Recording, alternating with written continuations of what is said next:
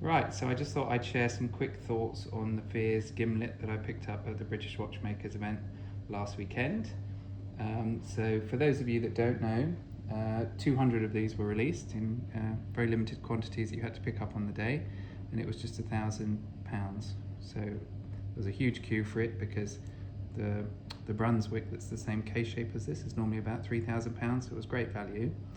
So just to start with, here's the bits and bobs that came with it. So you've got the dual branded box, dual branded slipcase. This is pretty cool. It's the invitation to join the Fears Owners Club. It's a nice touch that they included that, even despite the price. And then this is the booklet on it. So you've got the signatures of the founders of both brands, Richard and Nicholas. And you also got the testing report. A little bit, I think the maximum tolerance is 7 seconds and mine is up to 7 seconds, so mine could be better. My friend bought one at the same time as me and his is only 1 second fast, but anyway, it works pretty well.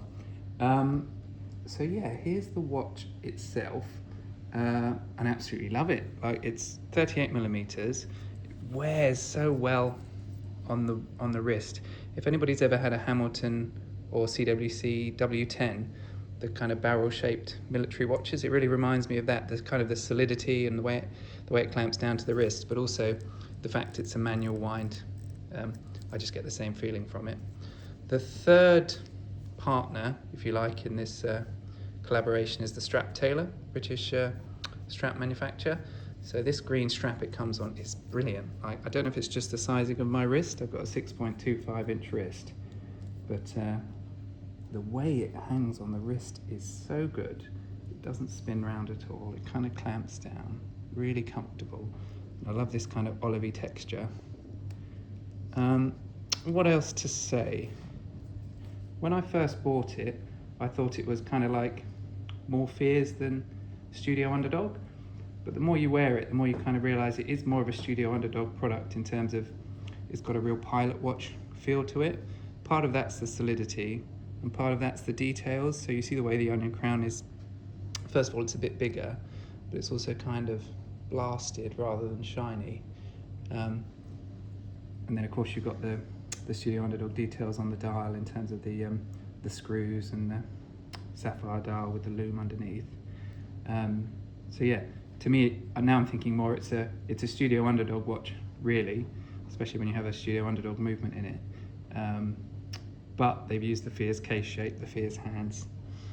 Other little things I've noticed since I had it, well, the skeletonized classic Fears syringe hands, both them and the fully loomed dial kind of mean that whenever you photograph it, it looks great. In any photograph, you can always see the logos, and it's kind of got this own internal light coming from it.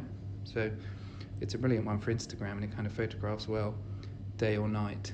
The last thing I'll say, and I think his name is George, is it? Another YouTuber pointed this out, but it came with this very thick photograph, and you think, well, that's nice.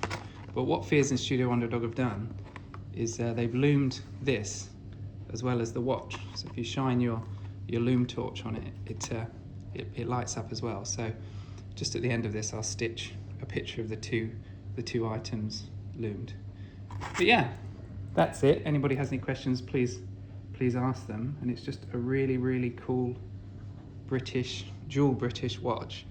Like most people that bought one, I really love it.